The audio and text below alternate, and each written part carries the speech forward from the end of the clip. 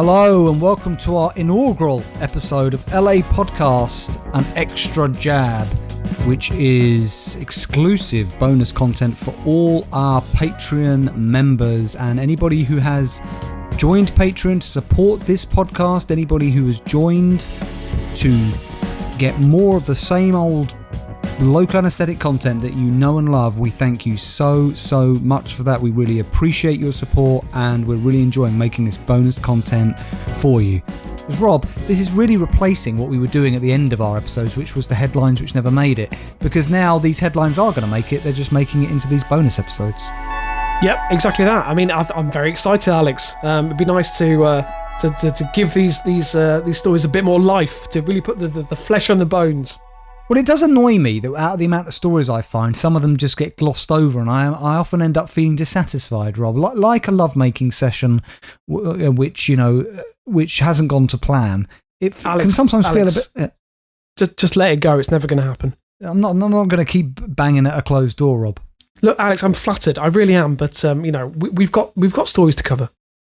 Okay. All right, so Rob, I'm going to stop. Do you know what's really annoying? That when I was putting together my stories for this inaugural episode of An Extra Jab, I had that story you covered in our last episode of LAPodcast about the bloody foot fetish, the nuisance man. I loved that story, but having said that, I think your write-up in the local paper was better than the BBC covered it, so that's fine by me. So what I'm gonna go with, Rob, is this fucking brilliant story from a great website. I'm sure you visited it before, a tech website called Ars Technica.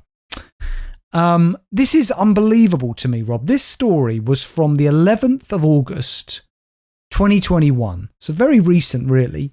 By Beth Mole. And the headline is, Russians tried and failed to smear vaccines with weak Planet of the Apes memes. Can I just say, weak Planet of the Apes memes has a lovely ring to it. It does. I'm not entirely. Can I also? Did you see the story this week about the screenwriter of I Am Legend? Right. I know that anti-vaxxers are using the film I Am Legend as some kind of thing to get behind, to say this is what will happen to you if you get vaccinated. Like some sort of metaphor for the whole thing. But no, fill me in, Rob. Well, no, that's more or less the story, but I felt the screenwriter actually had to come out and say, it's fiction. This is just a film. There is no narrative, there is no subplot, nothing else. But Robbie would say that, wouldn't he?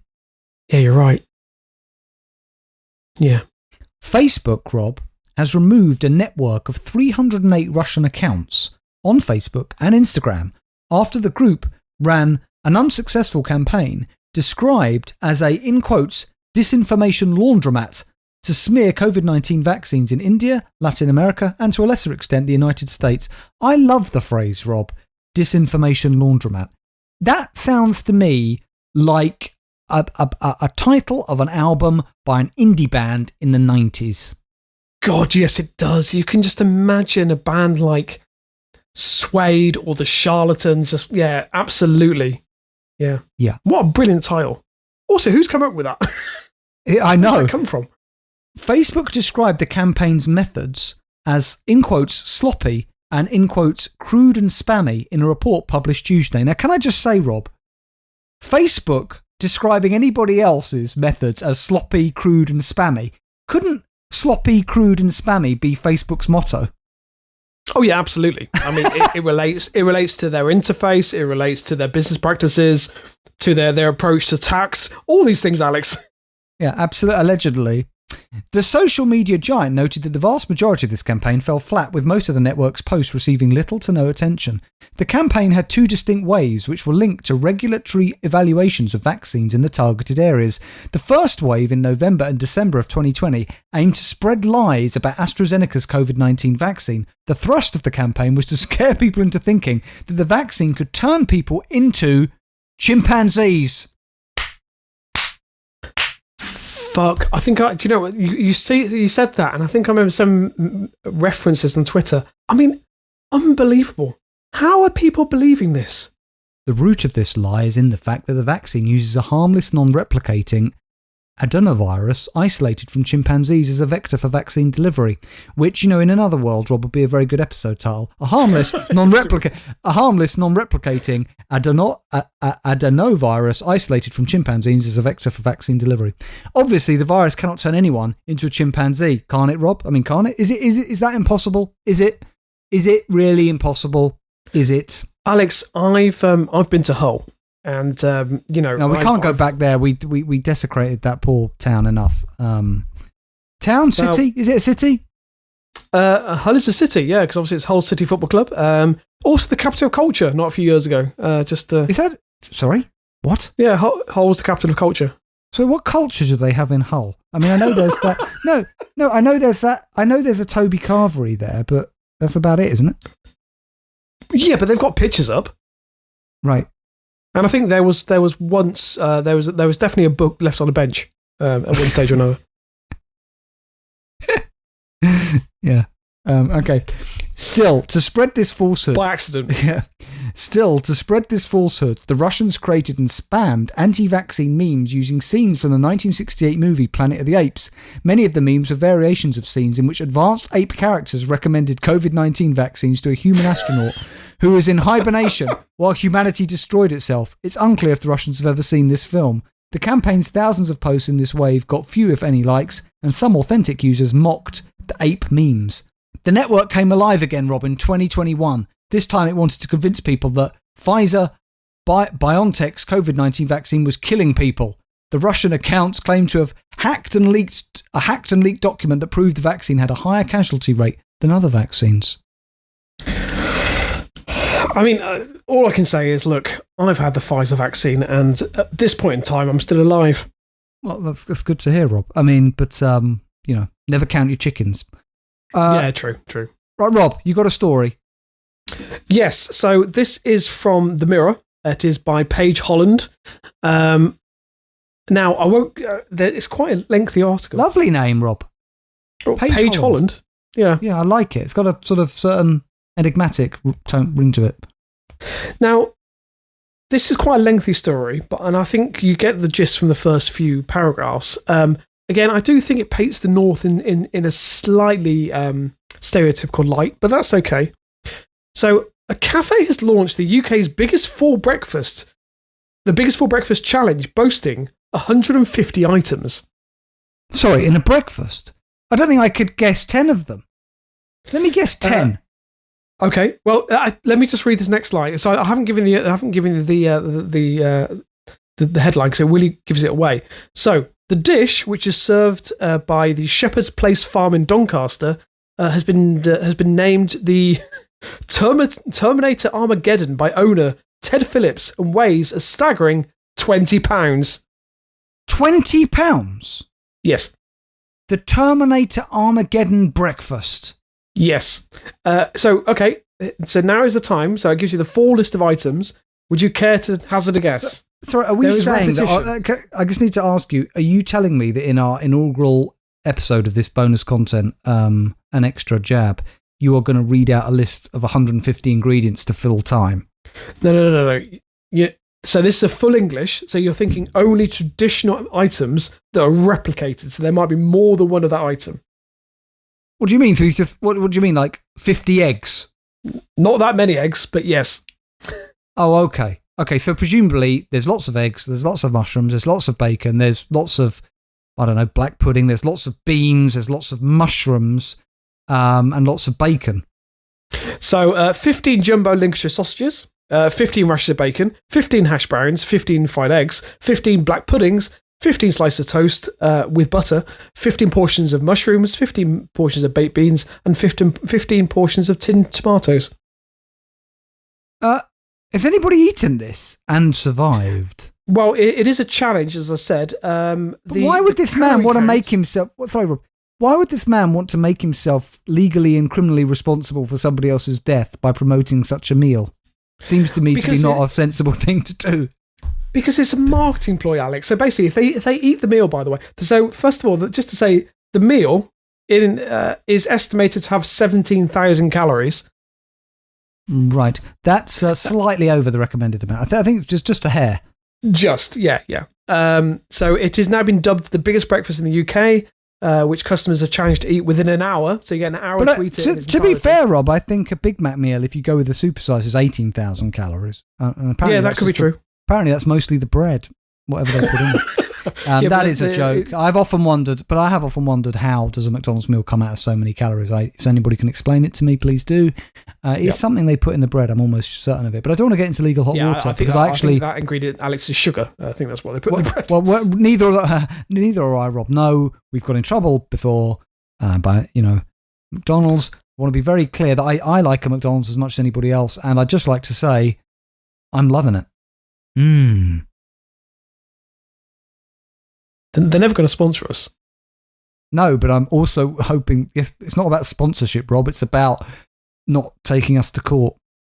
Yeah, fair enough. Or being beaten in an alleyway, being beaten up in an alleyway by Ronald McDonald. Yeah, I mean, which is an ever-present threat, isn't it? I mean, that's always on the cards. The breakfast costs £50. You rushed once by the Hamburglar in a shopping mall. Alex, look, I can't look. There's a mascot thing going on. There's a bit of gang warfare. I can't talk about it for legal reasons. Oh, is this when you used to dress as a honey monster? Yeah. Did you all get together in car? That's what you told me once. You all got together in car parks. So there'd be you, a guy dressed as the Hamburglar, somebody dressed up as Big Bird, and all that. And you, Alex, was it docking? What about? I can't talk about this for legal reasons. Are you not understanding? Oh, I can. And no, talk it wasn't for about dogging. It was all consensual. You're a pervert, Rob. Were a pervert. Sorry. The breakfast costs £50, and if it's polished up within the time limit, the competitor gets their money back. What fucking price is that? What is the time limit? So an hour. You get an hour to finish off a £50 breakfast at 17,000 calories. How much does it cost? 50. Have you not been listening? Right. So I thought that was the weight. I'm sorry. It's a £20 weight, but it costs £50. So don't have a go. Yeah. So okay. it's a breakfast with 150 items. That's £50. You get an hour to finish it, and if you finish it within the hour, you get your cash back. And free use of the bathroom for 2 hours. Yeah, you can shit yourself as much as you like.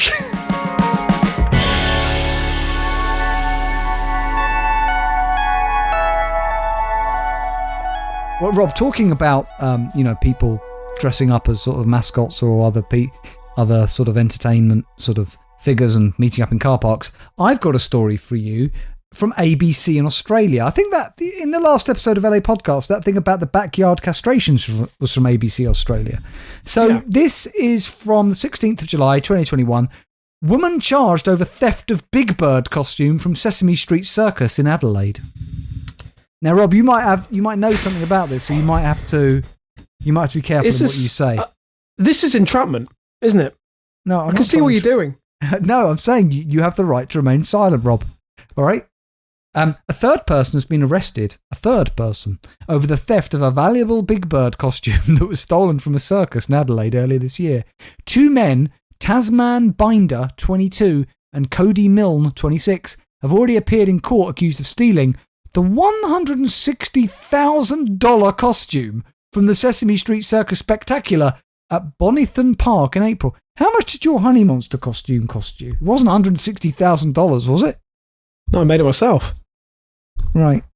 I feel that they've talked at the value of that costume. Surely that's for insurance purposes. It's made of real feathers, Rob. Hand plucked. Straight from Birdman Manning. Birdman Matthews. Why do I always get this too confused? I don't know. Birdman Matthew didn't have feathers, Rob. But his birds did. Well, not after he was finished with them, to be fair. Alex, we know what happened. You know, he enjoyed plucking those birds. I heard he plucked them himself. That's such an easy joke.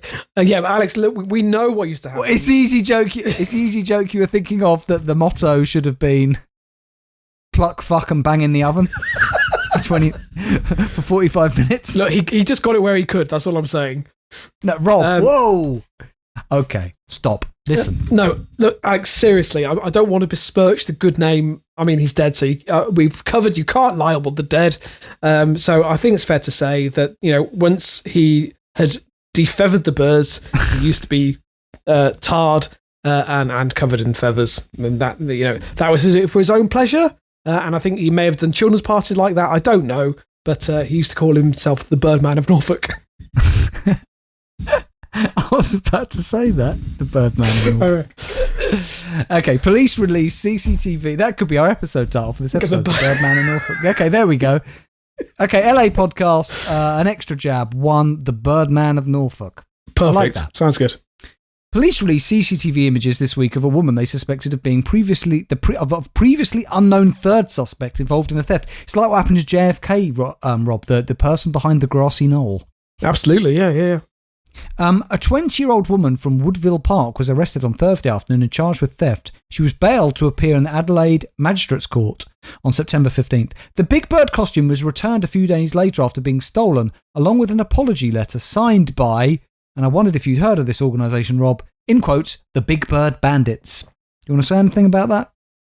No, I didn't think so. The note found in the beak of the costume apologised for being such a big burden, but spelled like B-I-R-D-E-N. I mean, they're clever. They're comedians, these guys. But Rob, oh my God, I need you to see the picture of them and tell me, okay, I'm gonna ask you to look at the picture of these two people and tell me if these aren't two very famous comedians just in costume.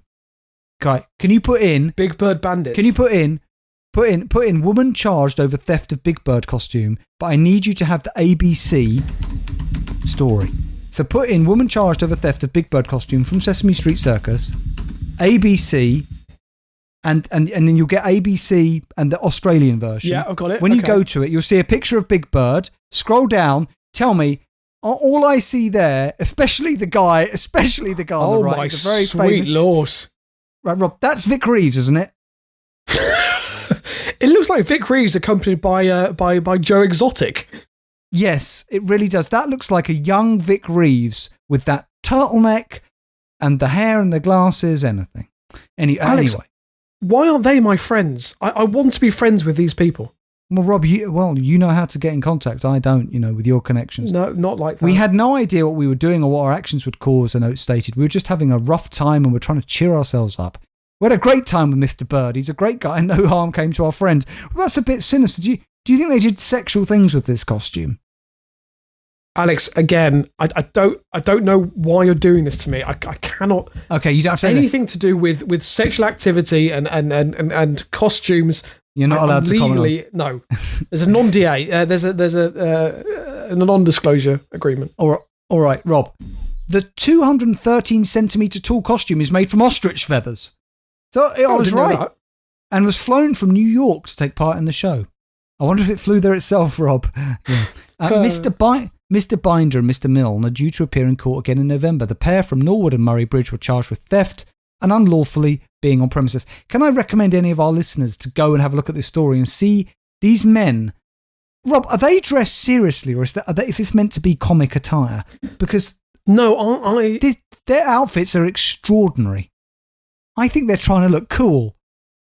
No, I get the impression there's more going on here than we're aware, because it looks like that they've adopted personas, and these are their characters. They are both wearing white polo necks. One with what looks like a crocodile skin jacket, and the other's wearing a very, very nice teal blazer. Yeah, and also it looks like they're wearing matching glasses, just in different colours. Alex, this has been coordinated. Okay, all right. I trust you, Rob. I mean, you know about this sort of dark recess of humanity that most of us aren't exposed to, the world of dressing up in costumes for sexual pleasure. That's right, Alex, because of my years on the force. And not anything else. What, you dressed up in a police officer's uniform for sexual pleasure? So my next headline is from the Stride News and Journal. It's Alex, this is a very, very short story, but I don't know why. Good. It's one of those that we love. It's typical of local news. I mean, there's literally 5 sentences. I'm not even going to read all of it. But it is from it's today, Alex. This is breaking news by Bradley Young, who is a trainee reporter. So, well done, Bradley, on your first breaking story. And let's not go hard on him. Yeah. Not a euphemism. No. So the headline is, arsonist burns down children's playhouse in Red Marley. Sorry. Remember that story we had about those ewes in Catford in southeast London who drowned those bees, Rob? Oh, yes. They went to a bee sanctuary and they drowned the bees. Anyway, sorry, just reminds me of just cruelty for no reason, really. Yeah. So an arsonist has set fire to a children's playhouse at a pub in Gloucestershire on Sunday. Police were called by the fire service to the Rose and Crown pub in Red Marley, which is a great place name, by the way, Red Marley, in the Forest of Dean around 6:30 a.m. Shortly after the fire was started. The fire was extinguished and no one was injured. I just like the idea that just a child's playhouse was burnt down. Not the pub, just the playhouse. That a child has been harbouring a vendetta for years and years and finally has taken it upon himself to carry out his revenge attack. Does it play into any sort of fantasies that you may have, Rob?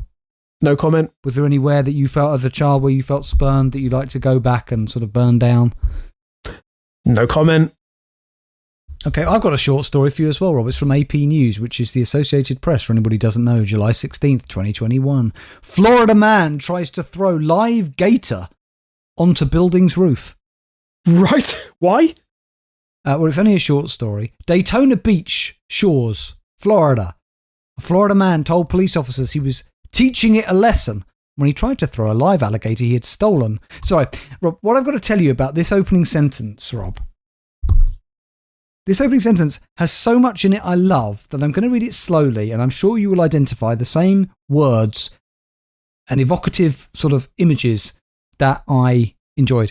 Okay. A Florida man told police he was teaching it a lesson when he tried to throw a live alligator he had stolen from a miniature golf course onto the roof of a beachside cocktail lounge, authorities said. Rob's face. So, hang on. So he was teaching the alligator a lesson, and the alligator was stolen from a crazy golf course. A miniature golf course, yeah. And he threw it onto the roof of a beachside cocktail lounge. Where else could that happen, Rob, but Florida? Yeah, no, absolutely. Yeah, you're absolutely right. Why was he teaching it a lesson? Maybe he wasn't very good at golf. I don't know. The 32-year-old man. Maybe that's it. Yeah, maybe the alligator had stumbled onto the course and then maybe disrupted his hole in one. Yes, the 32-year-old man was arrested early Thursday when Daytona Beach Shores police officers spotted him attempting to throw the alligator onto the roof of a cocktail lounge located just off Highway A1A, according to a police report. The officers then saw the man take the alligator by its tail, hit it against the awning of the building, throw it to the ground and stomp on it twice, the report said, which obviously isn't funny. Nobody is condoning alligator abuse, Rob. No. The man from Homestead, Florida, was taken into custody, charged with possession and injury of an alligator, unarmed burglary of an occupied dwelling, theft and criminal mischief. The man told officers that he had stolen the alligator from an enclosure at the nearby miniature golf course. The online court docket showed no attorney for the man, who remained in jail Friday morning. So we will never know, Rob, what lesson he was trying to teach the alligator. What lesson would you like to teach an alligator, Rob? What lesson do you think an alligator would need to know? How to stand up? How to walk? Possibly, yeah. Maybe how to speak French. Evolve, you bastard! Well, Alex, I have been to. We've never discussed it on the podcast, but I do enjoy a mini golf in a crazy golf course. I'm sure that comes as no surprise to you. No, and I do too, but I haven't had the opportunity to do it for a very long time. It looks like fun. I mean, the last time I did it was probably as a teenager. There used to be one round here actually, but sadly, due to sort of conservative cuts and the gradual sort of decline and degradation of society, that miniature golf course is no longer with us. It's just an empty green. It's just an empty green, Rob. A couple of bins. It's very sad, Alex. It's a tragic loss. But even the best mini golf courses that I've been to, I think I actually might have mentioned on the podcast before. There used to be one near where we used to live called Moby Dick Golf, which was a Moby Dick themed course. Sorry, where you used to? Sorry, where you grew up? Is this in Loughton? In Loughton, Moby Dick Golf course. Oh, yeah. And did it have a big whale? And was that the highlight? It did. To get to the whale at the end. A big whale. Then you had to get it into the blowhole. Yeah, no, but I think it was into its mouth. But there's also a pirate ship as well. Why didn't they? Sorry. If you can have a whale and you're playing golf, you get the ball into the blowhole. Surely that is a missed opportunity, Rob. And by the way, I have a whole magazine dedicated to blowholes. No one wants to see that. I especially do not want to see that. But Alex, my point was that despite going to all these courses, I've never been to one that's had an alligator enclosure.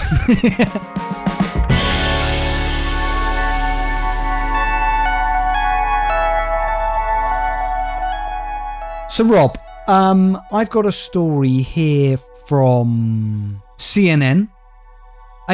Andy Rose, a short story, an enigmatic story, I feel. Suspected candle thief in Florida. So it's another Florida story, because we've had many. Injures dozens of people with bear spray during his escape, police say. Right. A man in Doral, Florida, escaped from a mall store with stolen goods on Saturday by spraying everyone in his way with bear repellent, according to police. I mean, that'll do it. Rob, no, but I'm seeing there, Rob, the look in your eye there, the look of regret. Because if you'd had that bear repellent, Rob, there would never been that nasty incident, would there, where you were, well, let's just say it, buggered by a bear. Alex. And I don't wish to re-traumatise you, but I'm just saying, you should be carrying bear repellent around with you. Alex, look, we both know that incident never took place, and someone who will remain nameless took it upon themselves to make a crude mock-up of Face the is strange. alleged incident. Yeah. Made the a crude mock-up. No. Made a crude mock-up of the picture. It's a clear fabrication, and it has been passed to relevant authorities. At least 30 people required treatment for their injuries. About 15 of the mace victims were employees of Bath and Body Works at Miami International Mall. One had to be taken to hospital after a direct hit of spray to the face. Police noted the seriousness of the attack, as each sickened person could be considered a victim of aggravated battery. The suspect is potentially looking at 30 to 35 felonies. So his problem was, Rob, as he tried to escape, each time he sprayed somebody in the face with bear repellent, that counts as an individual felony. He could go to jail for the rest of his life, Rob. So his initial crime is now been eclipsed by his subsequent crimes. Yeah, because his initial crime was the very, very petty crime, Rob, of stealing candles. Ridiculous. Imagine if you ended up going to jail for 10 years for stealing candles. Yeah. This is... Does it say what type of candle it was? Was it like a what does it fucking matter? Of course it does. If it's just like a tea light, yeah. However, if it's a Yankee candle, then, these things matter, Alex. Store employees told the police the suspect had stolen candles, with Valdez, who is the police spokesperson, saying, "This is one of those only in Miami stories." Rob, I love the last sentence. The suspect was last seen leaving the mall in a taxi. Investigators are working to identify him. So, let's be clear, Rob. He steals lots of candles, runs out the mall, spraying people with bear repellent for no apparent reason, by the way, just to get them to get out of his way, jumps in a taxi and leaves. That, Rob, is the perfect crime. Absolutely. Okay, you got a story for us there, mate. Now, I think I'd like to try and just finish off this episode by just giving you one more headline. I'm not going to read the story, right? Because I feel it ruins the illusion. You're not going to read the story or the headline? No, I'm not going to read the story. I'm going to read the headline, but I'm not going to give you the context to it. Well, hang on a minute, Rob. Okay. So yeah, I know this is unconventional. I appreciate that, but so this was from the Stroud News and Journal. There's a lot in this headline, but I think the headline stands on its own 2 feet. Are you ready for this? Okay, you built this up, Rob, I must say. Okay. So, Strictly's Craig. So, Craig the from judge. Strictly Come Dancing. Yeah. Right. Yeah, I think. Yeah. Strictly's Craig says Cheltenham Hotel incident in 1841 is the reason he's Australian. Yes. I mean, I am putting two and two together. I'm assuming somebody knocked somebody up in a hotel incident. And that's kind of how he finds his lineage. But what that hotel incident is, Rob, is very evocative. I want to know. It's a bit like room 237 in The Shining. I want to go into that room and see the old woman in the bathtub. Exactly, Alex. I think. By the way, I have a magazine all about that as well. We would be doing our listeners disservice by telling them what that mystery is. I mean, they can look it up for themselves. But whatever happened in that hotel room in 1841 is the reason he's Australian. And I don't know why. It's the fact that it says that is the reason he's Australian.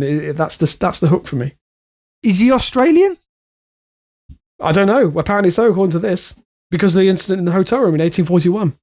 I'd like to go back in time and find out whatever incident happened in a hotel room or a muddy field that led to you being Welsh. Because it might have involved a sheep, Rob. Or a sheepdog. And a simpleton, inevitably. Possibly. Who knows, Alex? So maybe, Rob, we leave our first episode of LA Podcast an extra jab there, Rob, with that mystery hanging over about Rob's origins and the origins of Craig from Strictly Come Dancing. Thank you for listening, everybody. We've really enjoyed your company. As always, we'll be back for another episode of LA Podcast, of course, and this bonus content, which we'll be releasing regularly, LA Podcast, an extra jab. Take care. God bless. And keep it local.